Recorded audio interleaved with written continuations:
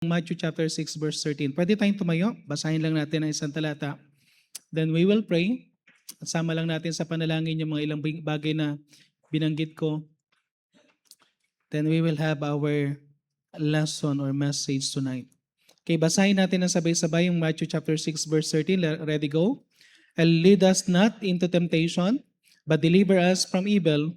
For thine is the kingdom, and the power, and the glory, forever. Amen. So tayo po muna manalangin. Diyos sa masalangit, muli po Panginoon, kami pong muli ay nagpapasalamat sa inyong biyaya at awa. Maraming salamat po sa patuloy niyo pong pagkilos sa aming mga buhay, sa patuloy niyo pong pagkokorek sa amin, sa patuloy niyo pong pag-strengthen sa amin.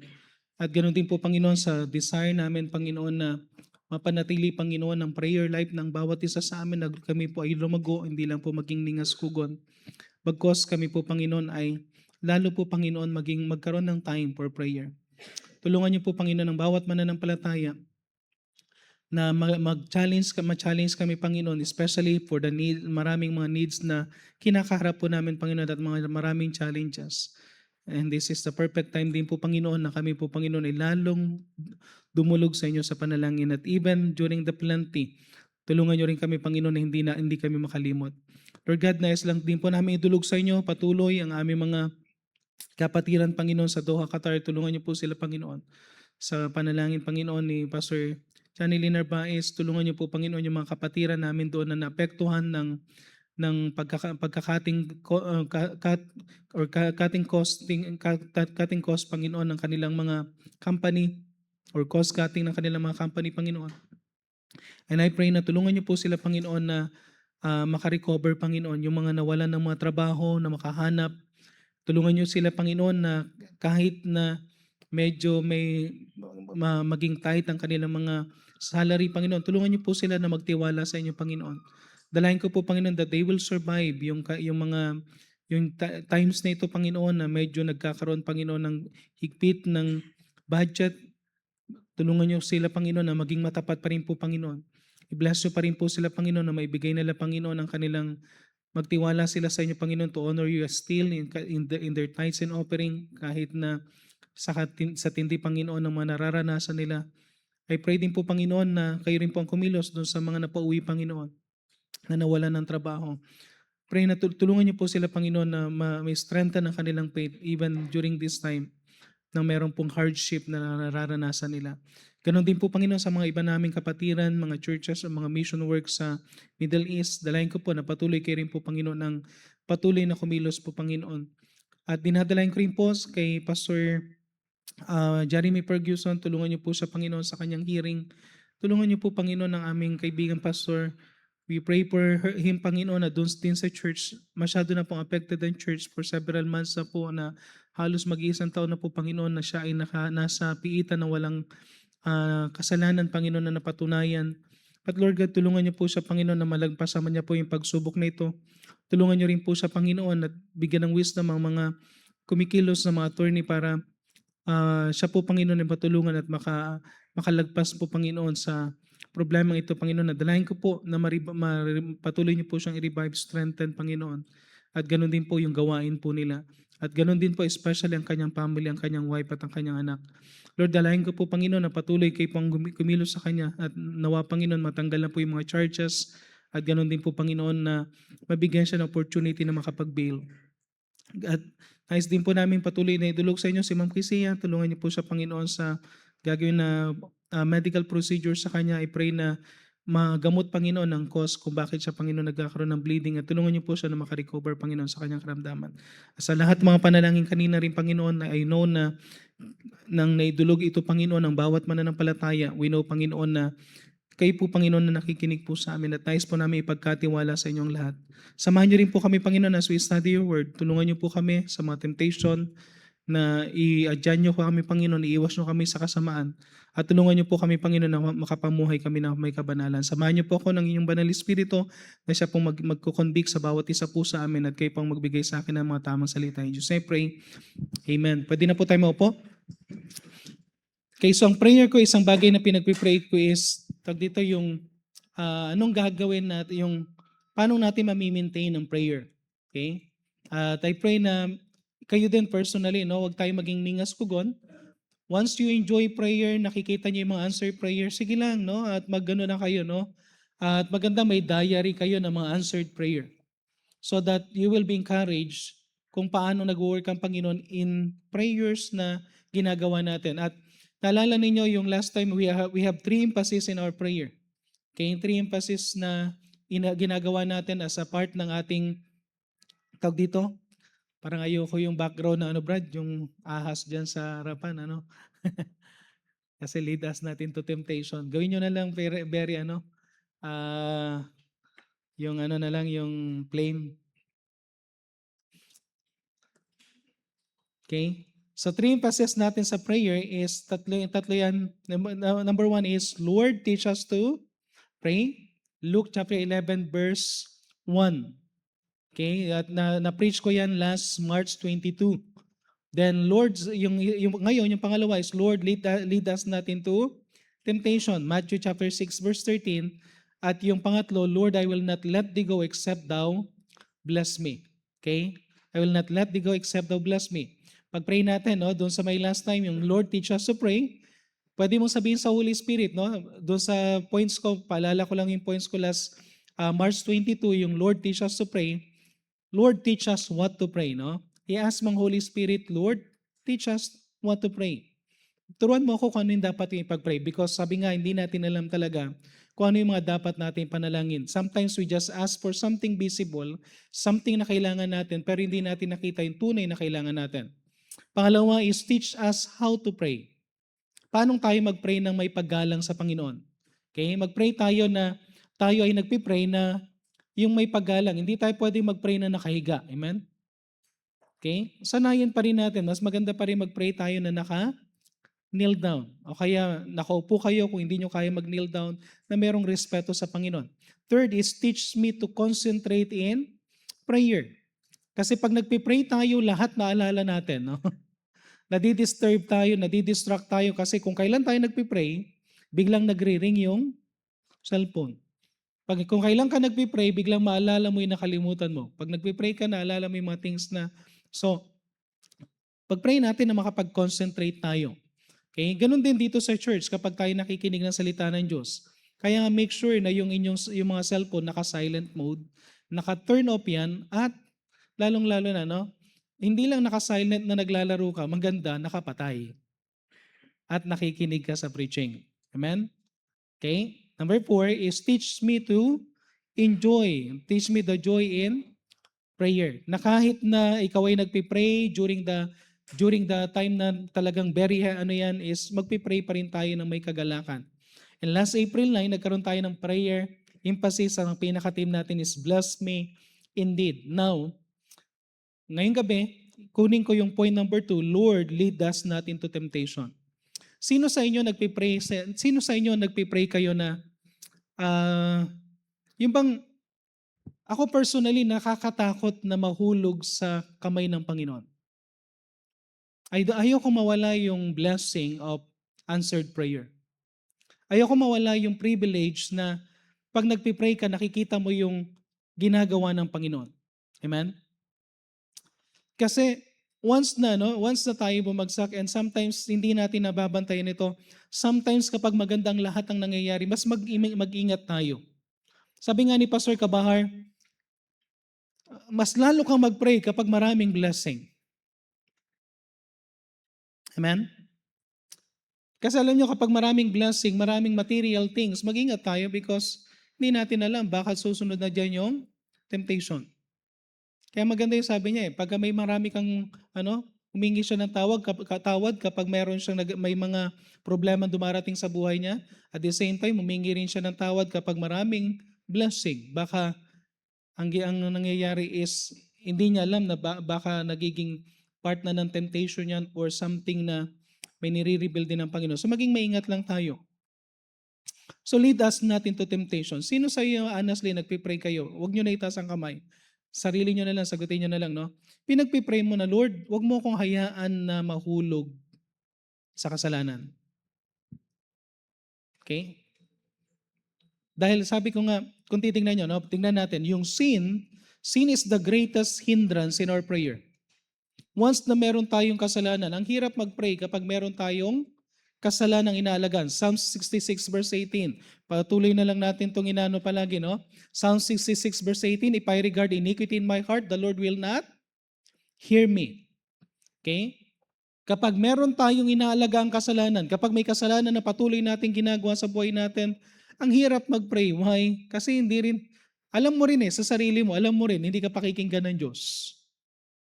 Alam mo na parang ang layo-layo mo sa Panginoon. Tingnan niyo rin Isaiah chapter 59. Isaiah chapter 59 verse 1 and 2. Isaiah chapter 59 verses 1 and 2.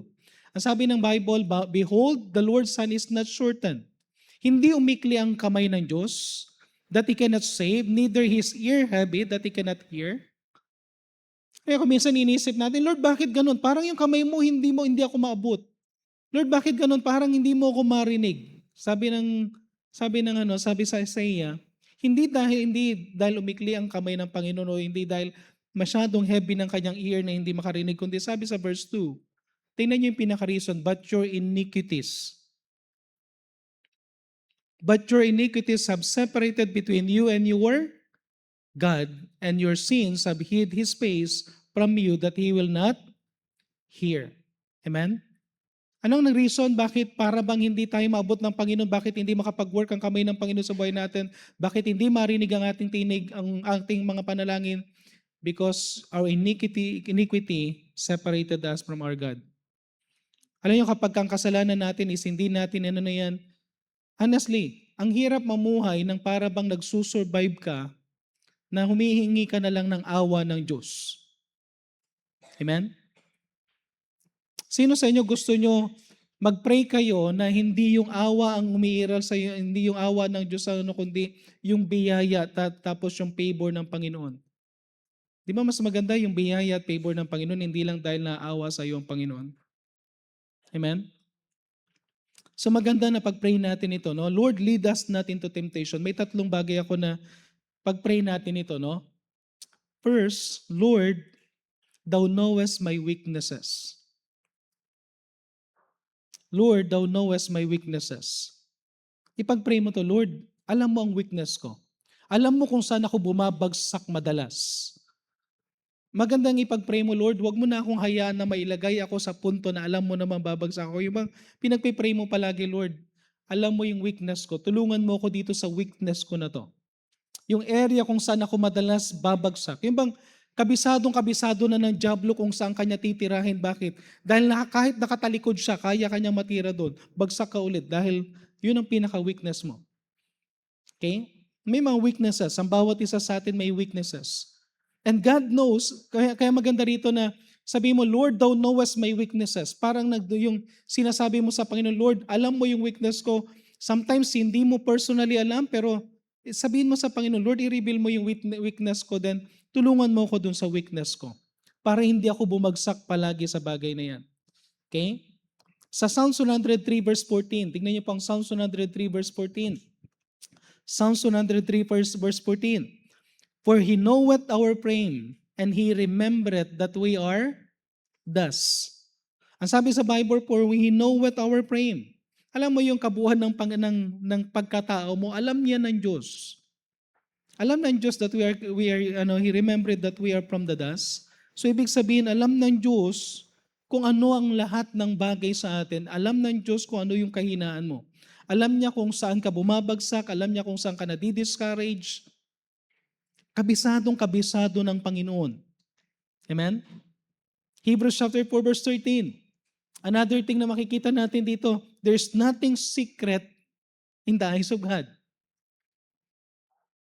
Kahit na anong sabihin mong kahit gaano may tago yan, kahit na sa tingin mo ikaw lang nakakaalam, hindi lang ikaw nakakaalam ng sikreto na yan. Ang Panginoon alam niya yan. Sabi niya sa may Hebrews chapter 4 verse 13, neither is there any creature that is not manifest in His sight, but all things are naked and open unto His eye, unto the eyes of Him with whom we have to do. Walang bagay na sikreto sa harapan ng Diyos. Amen? Kaya nga, alam mo yung kapag lumapit ka sa Panginoon, if you will be honest enough, Lord, ito yung weakness ko. Lord, ito yung bagay na kinababagsakan ko madalas. Hindi na magtataka ang Panginoon, pero natutuwa siya, at least you admit. At least we admit kung saan tayo bumabagsak. At least we admit na ito yung kasalanan. Okay? Ang sabi nga sa Psalms 139, tingnan nyo ang Psalms 139. Psalms 139 verse 3. Ito yung isa sa advantage, kumbaga parang kung tutusin, at least blessing din ito, nakilalang-kilala tayo ng Panginoon.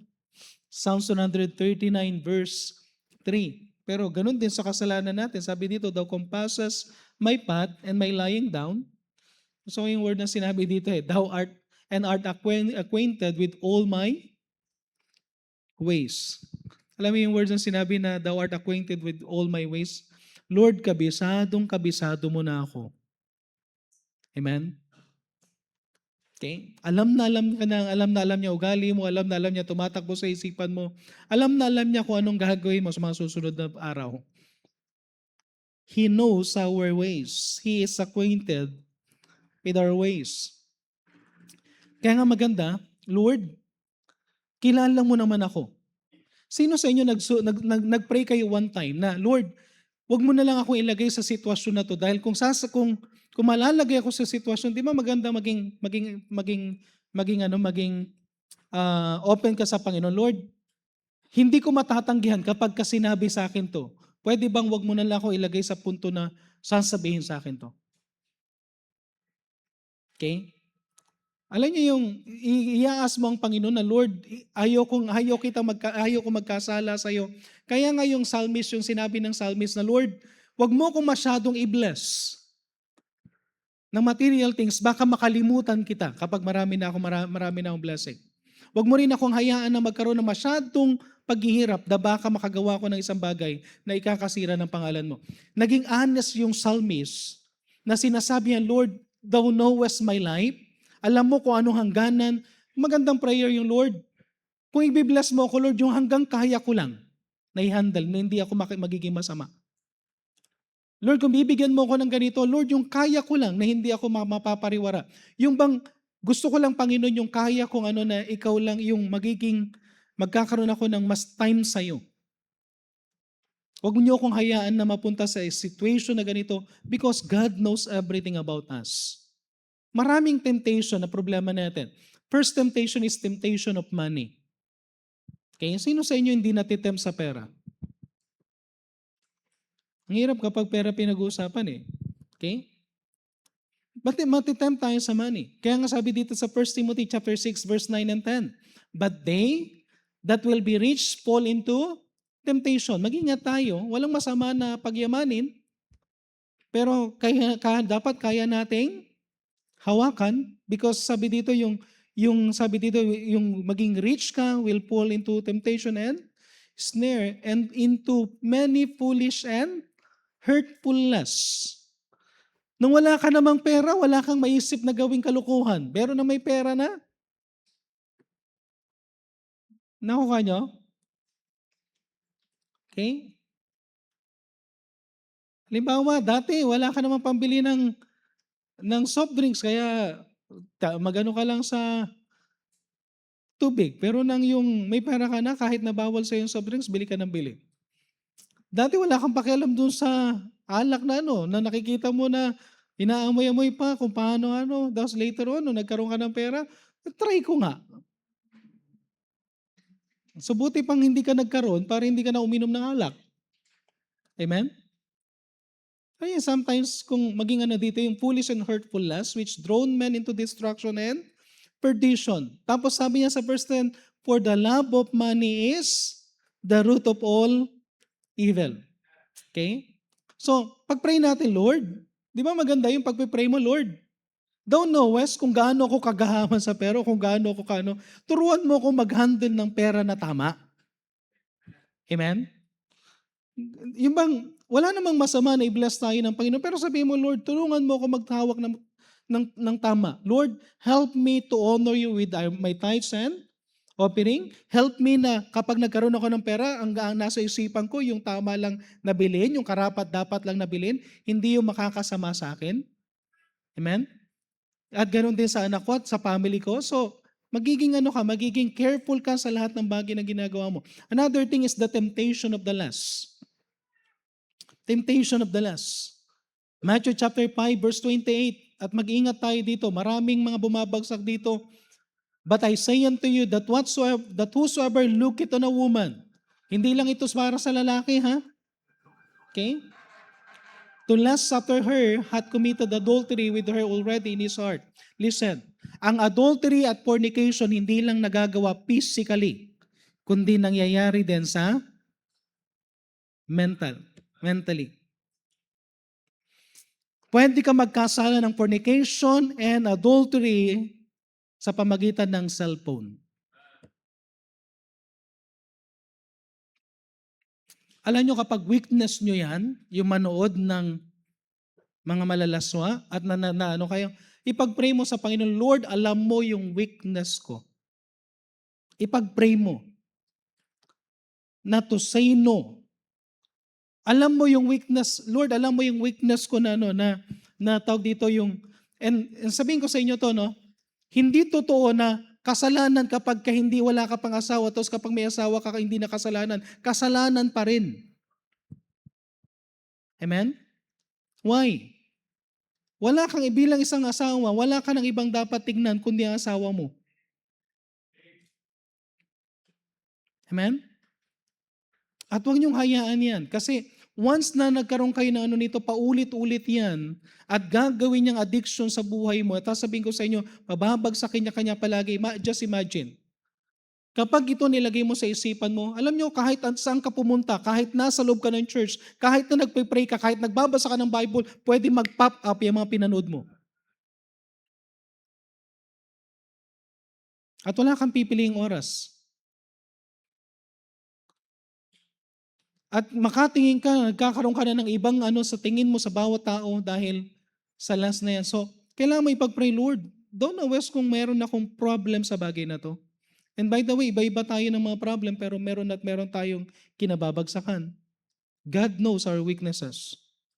God knows our weaknesses about sa temptation of vices. May mga bisyo. Okay?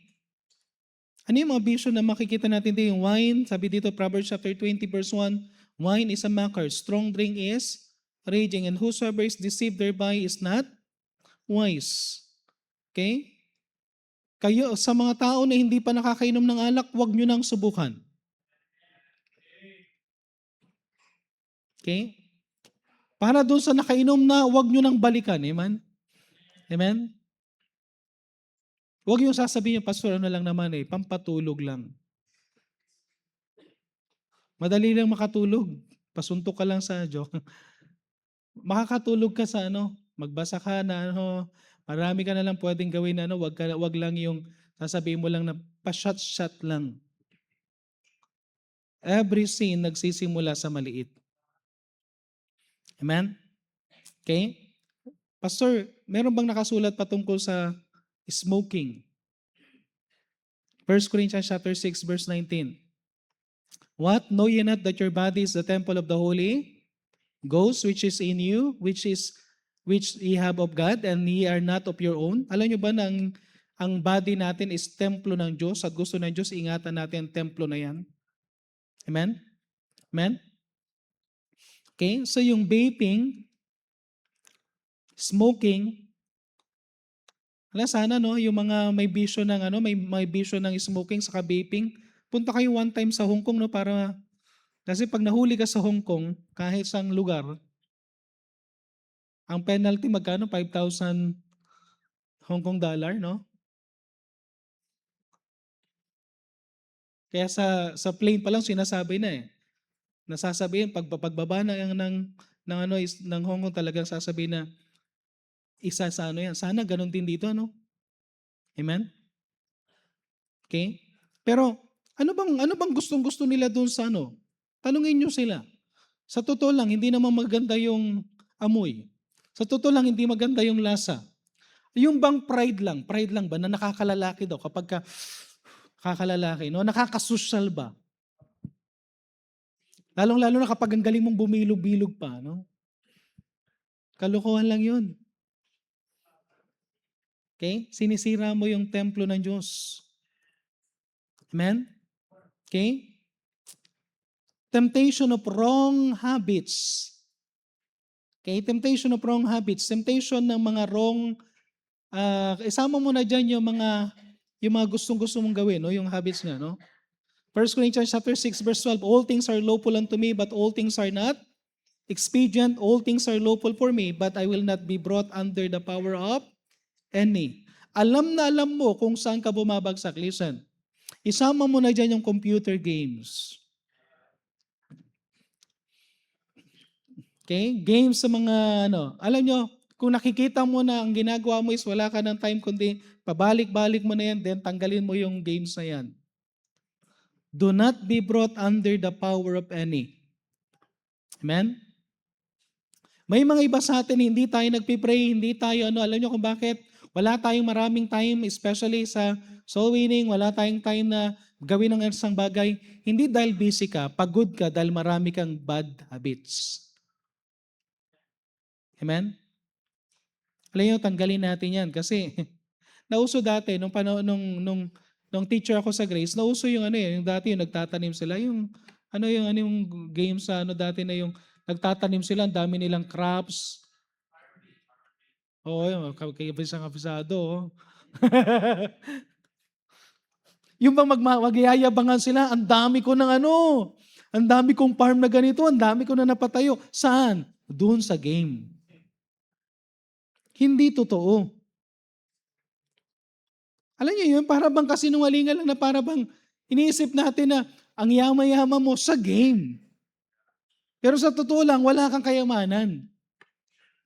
Parang game lang yun. Ang problema, may mga young people doon na kaya nilang ibenta yung motor nila para lang bumili ng property sa loob ng game. Hindi ba nagiging kalokohan yun? Hindi ba nagiging kamangmangan? Na binenta mo yung totoong motor mo para bumili ka ng something doon sa game na yun. Amen? Di ba mas maganda kung nag-ipon ka na lang tapos nakabili ka ng something na totoo, hindi game. Hindi mukhang yung sa isip mo lang. Okay? So wrong habits, wag niyong ihayang So bakit kailangan natin to? Because maraming temptation din, sabi dito sa Matthew chapter 26 verse 41, watch and pray that ye enter not into temptation. The spirit indeed is willing, but the flesh is weak. Amen? So anong kailangan daw natin? Mag-pray tayo. God knows, sa isang bagay, God knows our weaknesses.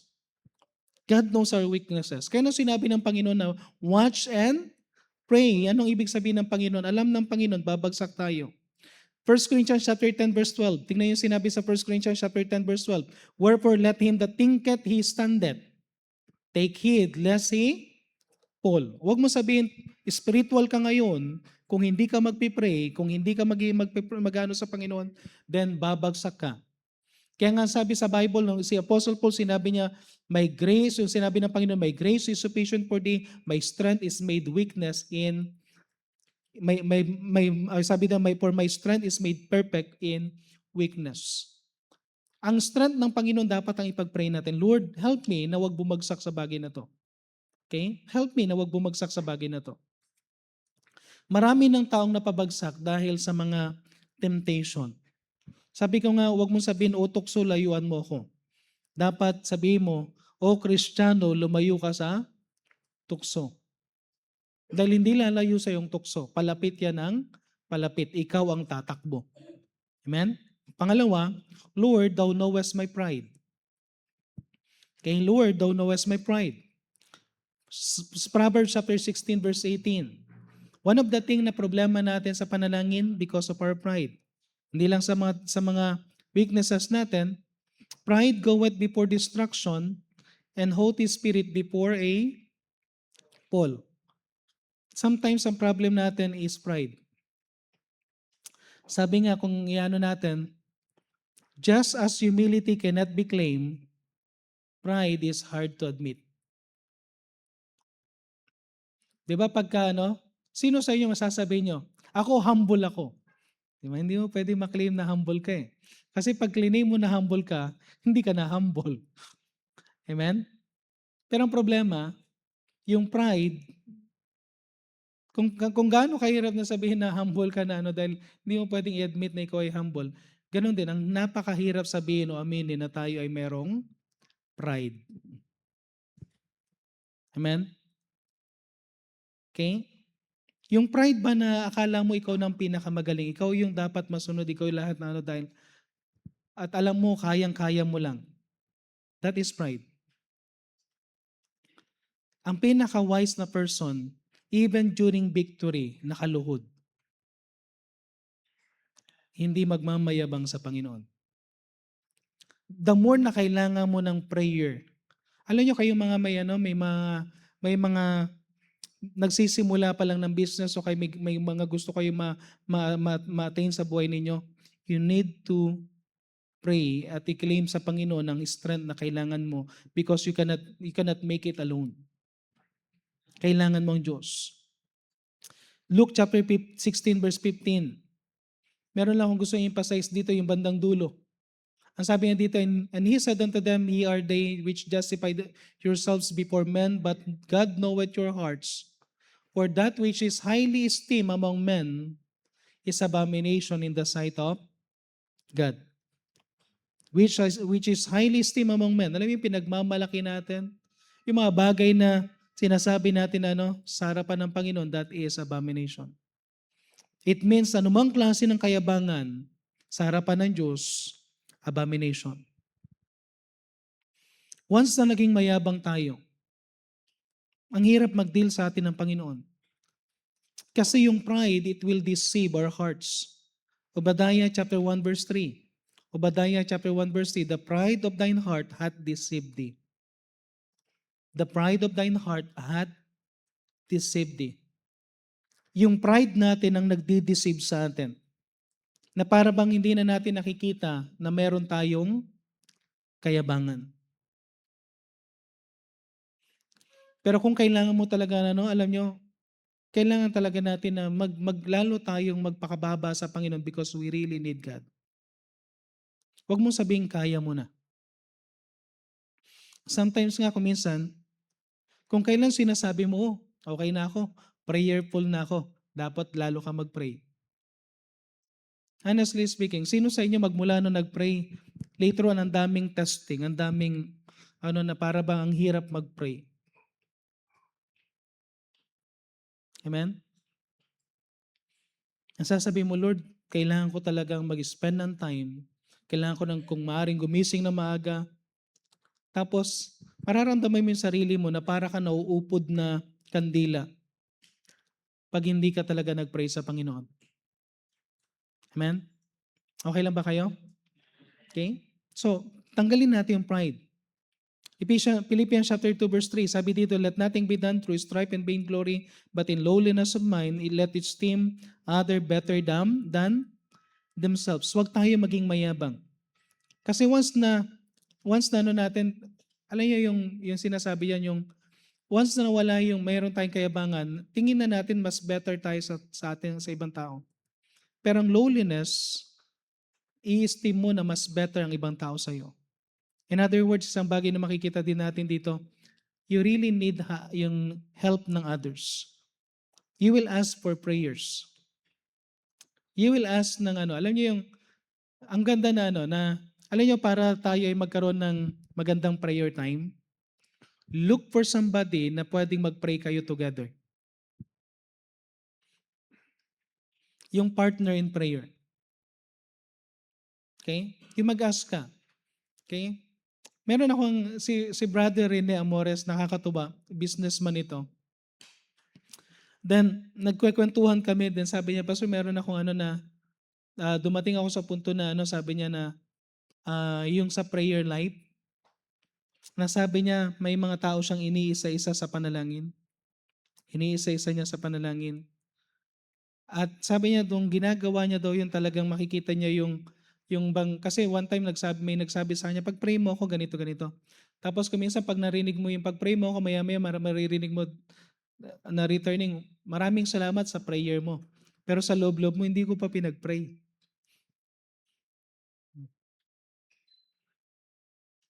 'Di ba? Kung minsan, pag-pray mo ako sige pag-pray kita tapos hindi mo pa pinag-pray.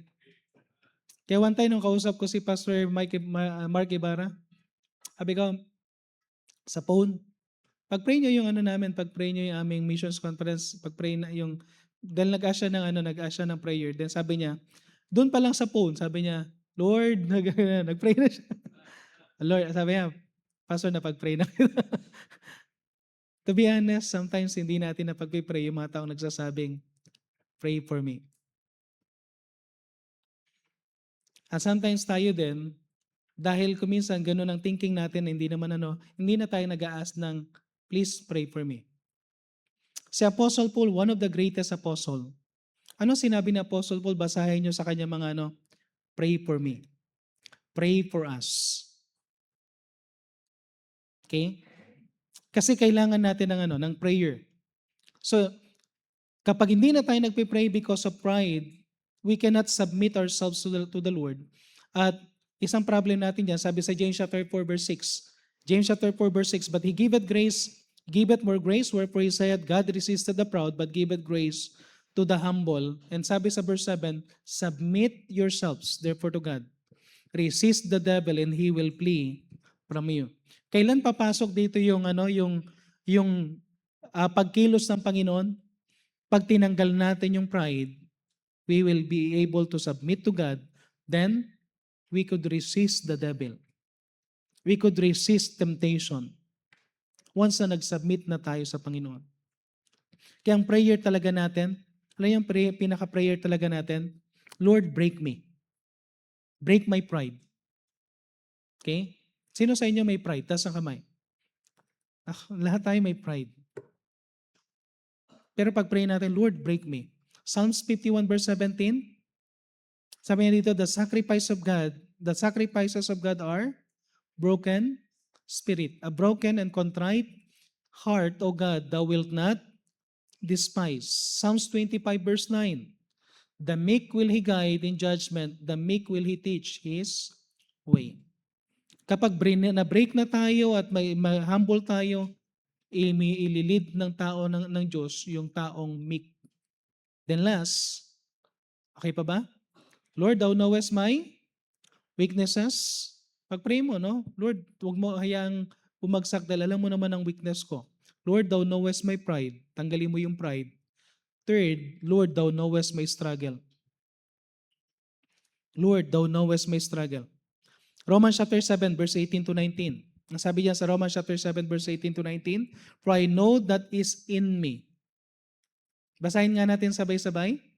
For I know that is in me, that is in my flesh, dwelleth no good thing, for the will is present with me, but how to perform that which is good, I find not. Sabi ni Apostle Paul, alam ko sa sarili ko, yung flesh, dwelleth no good thing. For the will is present with me. Meron akong gustong gawin na tama, yung will na gusto niya gawin yung tama, but how to perform that which is good, I find not. Hindi niya makita yung kakayanan para gawin ang tama. For the good that I would, I do not. But the evil which I would not, that I do. Okay? Sino sa inyo may struggle na nararanasan ganyan? Yung gusto mong gawin na tama, hindi mo magawa. Pero yung ayaw mong gawin na mali, yun ang nagagawa. Kaya ba natin aminin na may time ganun tayo? Kailangan magpipray tayo, pero hindi, magsiselfone na lang ako. Kailangan ganito, may gagawin tayo na dapat. Magbasa tayo na then nakikita natin sarili natin na para bang kung kailan mo i-encourage yung sarili mo to do what is good, may struggle nang nagagawa mo yung hindi kalooban ng Panginoon. Reality yan sa Christian life. Why? Because we still have our sinful nature. The old sinful nature. Bagamat meron tayong new divine nature, pero meron pa tayong old sinful nature. 2 Peter chapter 1 verse 4, para maunawa lang natin, whereby are we given unto us exceeding great and precious promises that ye might be partakers of divine nature. Nakita niyo yung word na partakers tayo ng divine nature? That is the Holy Spirit in us. Meron ng Holy Spirit. Kaya nga sa 1 Corinthians 6:19, know ye not that your body is the temple of God? Ibig sabihin, tayo ay indwelt by the Holy Spirit. Meron ka ng Holy Spirit, but ang problem, meron pa rin tayong sinful nature. Ng problem sa sinful nature that we need to pray, dahil Romans chapter 7 verse 8, sin is taking occasion by commandment. If you will not be careful, kung hindi tayo magiging careful, listen, kahit gusto mong gawin yung tama, kakatok yung kasalanan. Taking occasion, mag-ingat ka. Kasi ang kasalanan, alam niya kung saan papasok, alam niya kung kailan ka mahina. Sabi nga nila mag-ingat kayo kapag mahina ang katawan kasi ang daming yan. Halimbawa yung gutom na gutom ka, makakagawa ka ng kasalanan kapag gutom na gutom ka. Kaya huwag ka masyadong gutom. Amen? Pero sabi din nila, lalong-lalo na ito, no?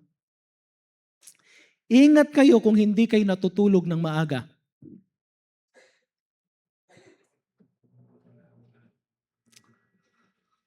Kahit anong gawin yung rason, mag-ingat kayo kapag hindi kayo natutulog ng maaga. Karamihan ng hindi natutulog ng maaga, maraming temptation. Ginawa ng Panginoon matulog sa gabi, hindi para magising. Pastor nocturnal kasi ko ganito talaga Tulog ako sa umaga, gising ako sa gabi. Pero sa totoo lang, marami kasing nangyayari sa gabi. At mas safe kapag tulog ka sa gabi. Mag-ingat kayo kapag masyado kayong puyat. Mahina ang katawan ninyo. Every time na mahina ang mag-ingat kayo. At kapag hindi na kayo nagbabasa ng Bible, mag-ingat kayo kapag hindi na kayo nagpipray, mag-ingat kayo kapag hindi na kayo nag-church, mag-ingat kayo kapag hindi nyo na ginagawa yung dapat yung gawin. The more na maraming influence sa mundo, the more ang tendency na bumagsak. Because sin is taking occasion. Palaging mag-ingat. Okay? Tayo mga kalalakihan, maganda. Kaya nga kuminsan ang namin is, tanong namin kagad kapag kalimbawa kapag saan mag-i-stay, dapat may kasama. And sometimes, kung hindi ko makasama ang wife ko, sama ako ng ibang men sa church, or kung meron akong mga kasabay doon sa loob na ibang kasama, may kasama sa room. Alam nyo, palaging kailangan meron kang bantay palaging meron kang yung bang nag-iingat ka. Even kumain ka lang sa fast food, ayokong kumain sa fast food na yung good for two, baka biglang may umupo na tao doon sa harapan mo. Okay? Anything na huwag mong hayaan na may pumasok na kasalanan. Kasi pag pumasok ang kasalanan, meron ka pa ring sinful nature. Galatians chapter 5 verse 17, yung reality. Ang sabi diyan sa may verse 17, for the flesh lusteth against the spirit, and the spirit against the flesh. So nung tendency, yung spirit gusto niyang gawin yung tama, yung flesh gustong gawin yung mali. Okay? At ang nakakalungkot dito, kung sino yung madalas na pinapakain mo, siya ang malakas. Kung palagi ka nagpipray, nagbabasa ng Bible, malakas ang spirit. Pero kung wala kang prayer life, wala kang Bible reading life, wala kang church life, at umating ka lang once every week, wala. Yung spirit, yung flesh mo yung spirit is very weak, yung flesh is very strong, no wonder, hindi ka makita ng spirituality kundi carnality. Dahil yung ang nasa church na palagi, yung ang palagi na nagpipray, nagtitake occasion pa rin ng kasalanan, how much more kapag hindi ka na nagbabantay. Amen? Amen? So we need to, sabi nga dyan sa Romans chapter 7 verse 14, Romans chapter 7 verse 14 to 15, for we know that the law is spiritual. Alam naman natin, ang Bible is spiritual. But aminin natin yan na may carnality dahil mayroon pa tayong sinful nature. Verse 15, sabi niya, for that which I do, I allow not. Yung dapat kong gawin, hindi ko magawa. For what I would, that do I not. Yung dapat gawin, hindi ko magawa, but what I hate, that do I. Yung kasalanan kinamumuhian natin, magagawa natin. So, Lord, lead us not into temptation because we have weaknesses, we have pride, and meron tayong struggles. Ano yung pinakamagandang gawin? Romans 7 verse 24 to 25. O wretched man that I am, hanggat hindi mo maaminin sa Diyos, Lord, ito ako, wretched man. Who shall deliver me from the body of this death? At verse 25, ito yung victory. I thank God through the Lord Jesus Christ our Lord. So then with the mind, I myself serve the law of God, but with the flesh, the law of sin. Sometimes nasusunod yung flesh, pero once na nagpasakop na tayo sa Panginoon, inamin natin yung weaknesses natin, inamin natin yung pride natin, inamin natin yung mga struggles natin, sinurrender natin yan sa Panginoon, then we could serve the law of God. Galatians 5:16, last two verses. This I say then, walk in the Spirit, and you shall not fulfill the lust of the flesh. Ephesians 3:16, that He would grant you according to the riches of His glory, and to be strengthened with might by His Spirit, the inner man. Pag-pray mo, yung inner man mo, strengthen mo. Sin is real. Ang hindi ko makalimutan na, hindi ko alam kung ano na yung pangalan ng missionary, and I don't want to mention his name kung alam ko, pero naalala niyo merong isang missionary na siya ay missionary sa isang tribe. I think nakapag-preach na sa atin sa Laloma for several times. Siya yung klase ng missionary na inaakyat niya yung bundok for several days para makapunta sa mga tribe. Tapos magturo dun sa tribe, and because of that, may mga na-save na tribe, meron siya mga discovery along the way, may na-discover siya parang mga yapak na malalaking yapak na patunay na meron talaga mga giants before.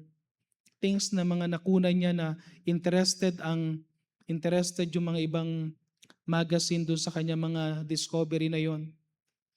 Then, one time, hindi siya naging mapagbantay, umakyat lang siya mag-isa doon. One time, merong isang young lady doon na hindi ko alam kung siya mismo lumapit o what, pero may nangyari sa kanila. Nasira siya doon sa tribe. Sira yung testimony niya sa kanyang asawa. Sira yung testimony niya sa mga churches. Ginawa ng asawa niya, lahat ng mga files niya sa computer niya, sa sobrang galit, tinanggal na lahat yun. So nawala na lahat ng mga opportunity na maibigay yun sa isang channel na Then one thing na narinig ko sa kanya, one time na nagtestimony siya, nagsabi siya, hindi ko alam kung kanino niya sinabi, narinig ko lang itong niya. Noon, kahit saan ako pumunta, at abutan ako doon, pag may church, welcome na welcome ako. Kahit saan ako pumunta, welcome ako, meron ng matutulugan, may magpapakain sa akin, hindi ako nagwo-worry. Pero ngayon, wala na akong mukhang may pahiharap.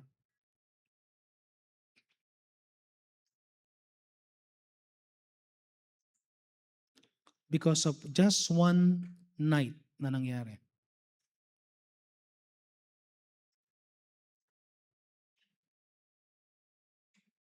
And honestly speaking, sana matakot tayo bago may mangyari sa atin na gano'n.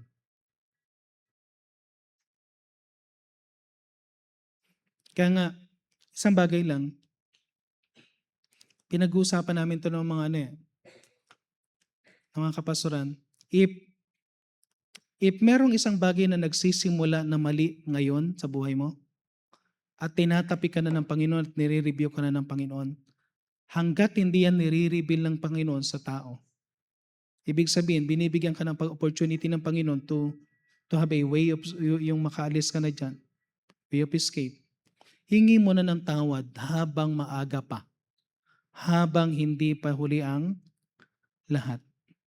Nagsisimula ka pa lang sa text, nagsisimula ka pa lang sa touching, nagsisimula ka pa lang na at hindi ka pa nahuhulog sa total ng fornication at adultery, why not isurrender mo na yan? Nanonood ka pa lang ng malaswa, why not isurrender mo na yan? Isa lang. Because once God revealed, ibig sabihin, huwag mong sabihing nangyari lang yan kagabi. Nangyayari na yan before pa lang. Ni-reveal na ng Panginoon because matagal na yan. At kailangan ka nang i-correct.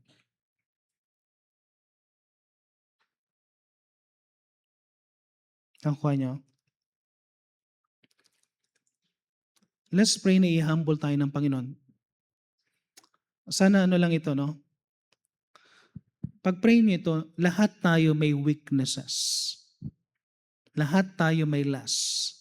Lahat tayo alam ng Diyos kung saan ka babagsak.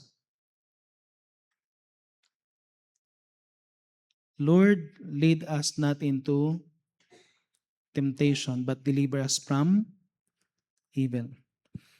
Alam mo, matakot ka na bago pa lang mangyari kaysa yung nangyari na saka palalabas yung takot. Amen? So isama nyo sa panalangin palagi, do not just ask for blessing, ask for protection from temptation. Amen? Pwede tayong tumayo lahat.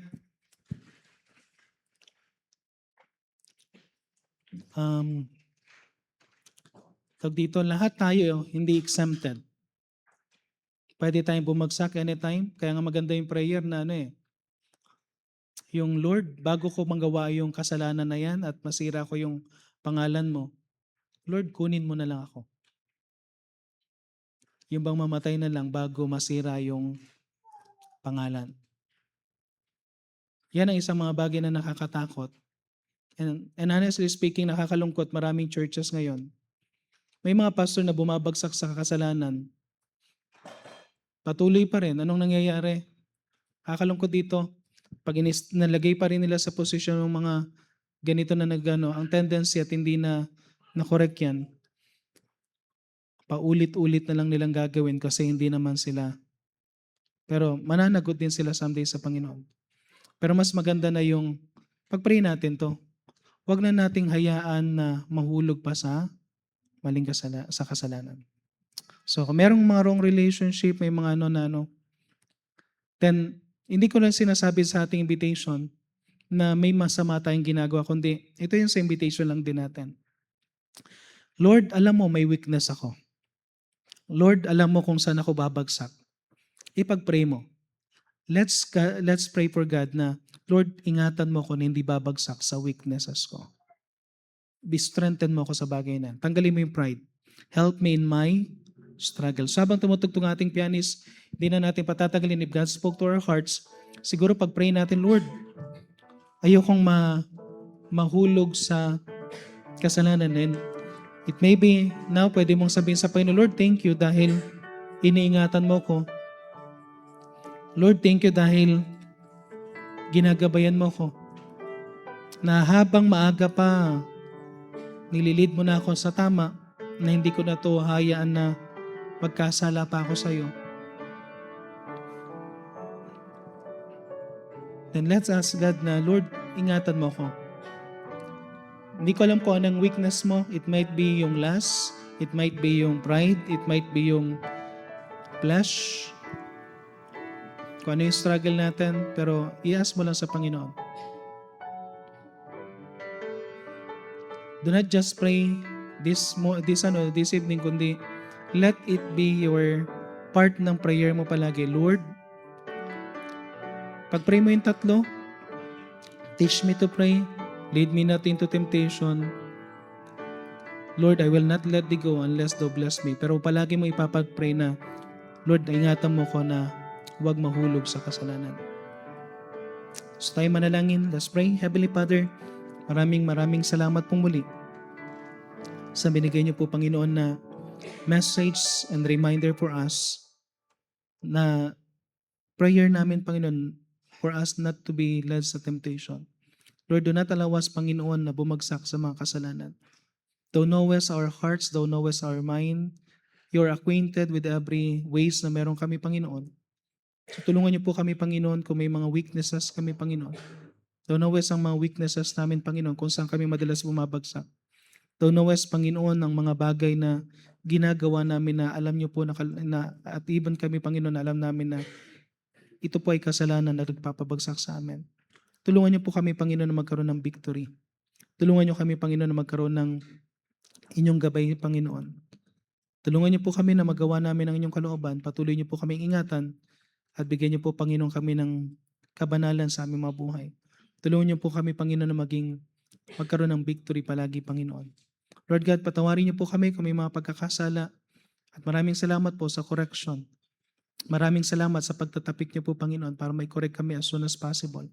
At dalahin ko po, Panginoon, na kung mayroon man po, Panginoon, sa bawat isa sa amin na may ginagawa, Panginoon, na nagsisimula ang kasalanan, tulungan niyo po kami, Panginoon, na iwaksi na ito kagad at mag-stand kami para sa iyo. Maraming salamat po sa inyong pag-iingat po sa bawat isa. At patuloy niyo po kaming ingatan na wag namin magawa, Panginoon, ang kasalanan ito. Ito na po aming samot dalangin sa pangalan ng Panginoon Jesus. Amen.